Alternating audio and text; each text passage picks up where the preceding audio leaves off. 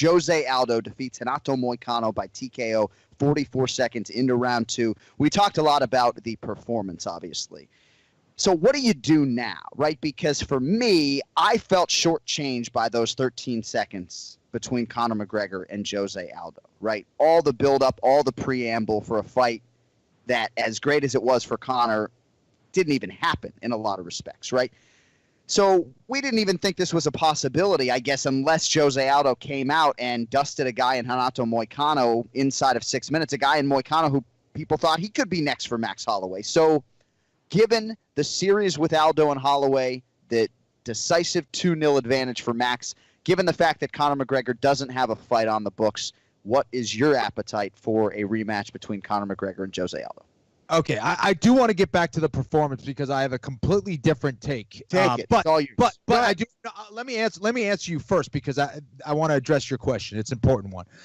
As far as what he did, the win itself, awesome. He beat Moicano, who is extremely tough. Now, I proposed this last year, and I said I would love to see Conor McGregor and Jose Aldo fight at 155 pounds, and I think that fight is back to getting made. I really do. I think I couldn't agree with you more that we were kind of robbed, right? Okay, Conor might have beaten Jose Aldo, but 13 seconds, we really didn't get to see that back and forth. And, I think for a lot of people, we would love to see it, perhaps even in Brazil or Ireland. I think that's a fight that does make a lot of sense. I think Jose Aldo is pretty sick of making 145 pounds, right, unless it's for a title. Conor McGregor isn't coming back down to 145 pounds, that's for sure. And I think it makes most sense. You'll get those guys at 100% at both of their potentially the best weight classes, fighting, and we get to see, hopefully longer than 13 seconds. I think it'd be a fascinating fight. Now, in regards to the performance, Moicano is a very, very tough guy. I thought that Jose Aldo was going to win it. I thought that Jose Aldo was just going to be a little bit too fast, a little bit too well-rounded, too much experience, too good, and he proved me to be right. However, I did not like the finish. I don't think this is a Jose Aldo that is in his prime again. To me, I didn't see that. Listen, I just think he's that much better than Moicano. I think Moicano's good. I think Jose Aldo is that much better. But I don't like when a fighter leads with his chin like he did. To me, it kind of had shades of what happened with Aaron Pico in his last fight, where he got a little too aggressive. And you get a guy like a Max Holloway or a Conor McGregor who could sit back and throw that counter shot. The same thing's going to happen to Jose Aldo. And I love the spirit. I love that fighting spirit that he showed, that killer instinct of going forward and wanting to not only beat Moicano but destroy him and knock his head off. But it's that kind of emotional aspect to Jose Aldo's game that made him susceptible to that Conor McGregor shot. Right. And to lose against, guys like Max Holloway. Now, you're talking about elite, Hall of Fame type fighters. Jose Aldo is one of them as well. But I don't know. I think if you go back and you watch Jose Aldo in the WEC, and yes, was he aggressive? For sure. But he did it because he saw something. He didn't just rush forward for the sake of rushing forward. And against Moicano, when he got him hurt, I think he could have been a little bit more patient and a little bit better protected. And people are going to look at this and go, whoa, Kenny's hating on Jose Aldo. No, I'm seeing a weakness there. I'm seeing a vulnerability where Jose Aldo can be even better and less susceptible to getting knocked out. Because, again, I don't care who you are. I don't care what you've done. If you're leading with your chin, you might not face that person who takes advantage of it, but someone will eventually. And we have seen it before, and I'm afraid that we will see it again if Jose Aldo doesn't quite fix that. Could he have gone and knocked out Moicano in a safer manner? Absolutely. And that's what we're trying to do as fighters, is just look at ways to improve. So to me, the win was awesome. The performance, I'm not so excited as everybody else. No, I think you hit on a lot of salient points. And I even remember vaguely 10 or 11 fights ago when you fought Jose Aldo, it was that high, tight guard as he moved forward to kick. But it just seemed like defensively, you're right, he was in a different position even when he was getting offensive. So, yeah, I think you make a lot of good points there. So, as for what is next for Jose Aldo, I think we can all agree that he has set himself up for a massive next fight here in 2019. He had suggested a fight with Anthony Showtime Pettis at 155 pounds prior to the Moicano fight. So Aldo obviously has the appetite for that fight to happen maybe in Curitiba at UFC 237. I think it is May 11th, if I'm not mistaken. So I think that fight would have some legs. That's obviously a fight that was bandied about in the past as a sort of super fight of sorts between those two guys. Brian Ortega expressing his interest in a fight with Jose Aldo. I think that one at featherweight makes a lot of sense and is a fresh matchup.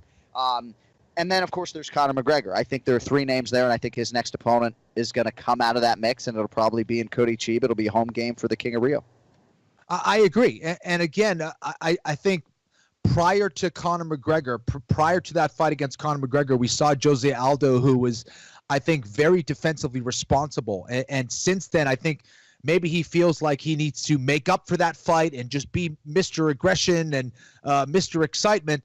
So I'm curious to see how he adapts moving forward. You know, will we see the more conservative Jose Aldo, or will we see this same kind of guy who is looking for the knockout? I like this Aldo as far as excitement goes, but as far as technique goes, he's a different guy.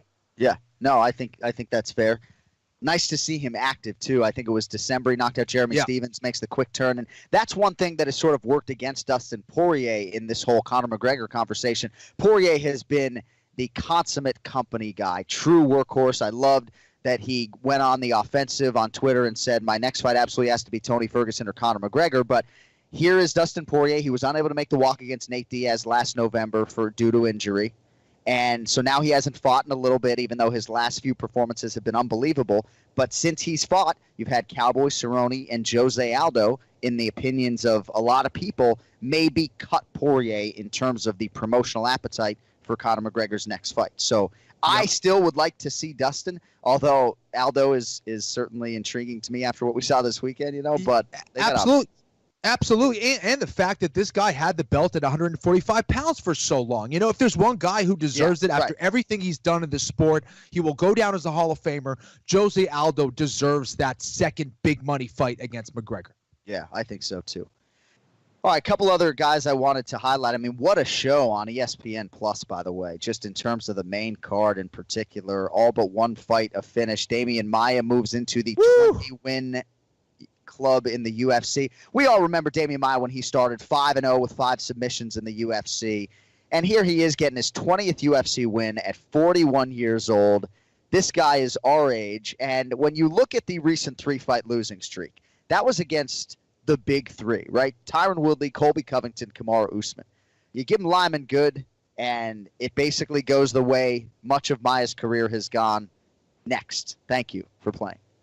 Absolutely. Listen, 41-year-old dad bod goes out there and shows exactly why Brazilian Jiu-Jitsu is so damn effective. I mean, is this guy not the epitome of what martial arts and the Brazilian Jiu-Jitsu is all about?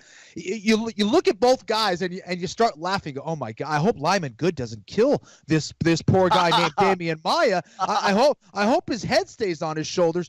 And then you see him. He goes in. He clinches. He takes him down easy. He gets to his back. And it's just Brazilian Jiu-Jitsu 101, and he leaves you scratching your head. It's amazing to see Damian Maia go out there and have these kinds of performances against some very dangerous individuals. If Damian Maia takes you down, or if he gets around your back, it's over. It is over. And the fact that he's still doing this, you know, into his 40s, it's amazing. You know, he will be a very dangerous man, probably well into his 60s. Oh, yeah. He's so efficient with what he does, my man. So when Lyman Good gets that bout agreement, is he just like, fuck? Or is he like, I'm going to knock this guy out because he's a human being and I'm something else? Like, what is his inner monologue when Damian Maia is the name on the contract? Listen, I will say this. I think anybody who doesn't come from a high-level wrestling background is saying, fuck. Yeah, man. Like, I don't want to fight that guy, Damian Maia. If you're a striker, if you're a guy who's like kind of good at everything, but you don't have a specialty in high-level grappling, good luck, dude. Yeah. Good luck. Because Damian Maia, you know exactly what he's going to do. You know exactly. You better get ready to have a 190-pound backpack on and have a boa constrictor on your neck, because this is what he does. And you know what he's going to do, and you can't stop it. No, I mean, if I trained enough jiu-jitsu, I would have nightmares about people like Damian Maia. Even at Pahumpa School, ATT West Palm Beach, there was one guy who was like Damian Maia. It's just like, I don't even want to roll with this guy. They're like, bro, you don't even roll. What you do, John, is not even rolling. We don't call that rolling.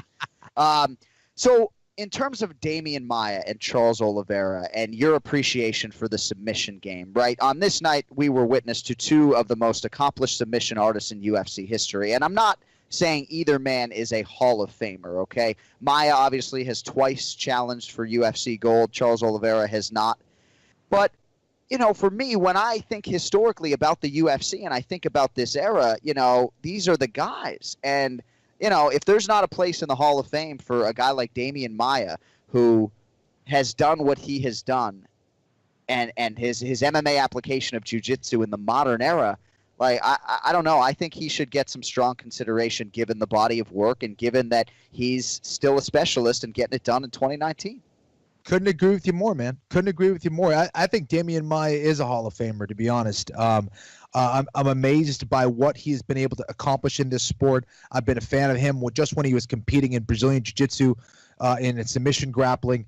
One of the true heroes out there for a lot of us in Brazilian Jiu-Jitsu, especially the way that he handles himself. He has always shown class, respect, and high-level martial arts skill. And I really think he's what martial arts is all about.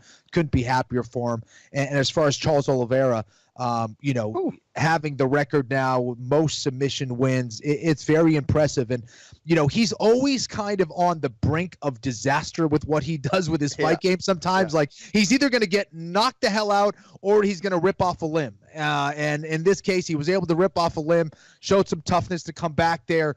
And Charles Oliveira, man, continues to impress. Now, he's not fighting, you know, the elite top 5 guys, but still, no one has been able to submit as many guys as Oliveira. That is a very impressive accomplishment, man. And I think David Tamer came in undefeated in the UFC, so another feather in the cap of Charles Oliveira. And I didn't see his post-fight interview, but I know he still talks about featherweight. But given what he's done at lightweight, I'd like to see how far he can take this thing at 155 pounds. You know, I agree. Looks confident, looks fed, looks good.